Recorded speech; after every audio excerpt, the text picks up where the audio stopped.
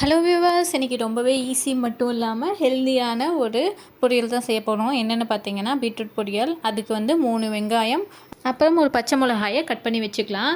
எங்கள் வீட்டில் வந்து காரம் கம்மியாக சாப்பிட்றதுனால நான் ஒரு பச்சை மிளகாய் யூஸ் பண்ணியிருக்கேன். உங்களுக்கு எவ்வளோ வேணுமோ அந்தளவுக்கு யூஸ் பண்ணிக்கோங்க.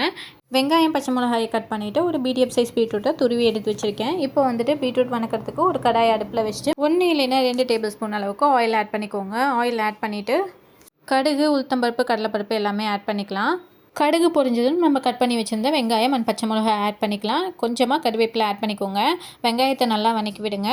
வெங்காயம் நல்லா வதங்கினதுக்கப்புறம் நம்ம துருவி வச்சுருந்த பீட்ரூட்டை இதிலேயே ஆட் பண்ணிக்கலாம். கொஞ்சமாக உப்பு ஆட் பண்ணிக்கலாம். நான் இன்றைக்கி தூள் உப்பு தான் ஆட் பண்ணியிருக்கேன். ஆட் பண்ணிவிட்டு நல்லா வதக்கினதுக்கப்புறம் கொஞ்சமாக தண்ணி வந்துட்டு ஆட் பண்ணிக்கோங்க. லைட்டாக ஆட் பண்ணால் போதும். முடிஞ்ச வரைக்கும் எண்ணெயிலே வதக்குனீங்க அப்படின்னா சூப்பராக இருக்கும். ஒரு 5 மினிட்ஸ் நல்லா வதக்குனீங்க அப்படின்னா தண்ணியெல்லாம் சுண்டி இந்த மாதிரி உங்களுக்கு பொரியல் ரெடி ஆகிடும். அவ்வளோதாங்க, பீட்ரூட் பொரியல் ரெடி ஆயிடுச்சு. இந்த வீடியோ உங்களுக்கு பிடிச்சிருந்ததுன்னா லைக் அண்ட் ஷேர் பண்ணுங்கள். மறக்காமல் சப்ஸ்கிரைப் பண்ணிடுங்க. நெக்ஸ்ட் வீடியோவில் பார்க்கலாம். டாடா.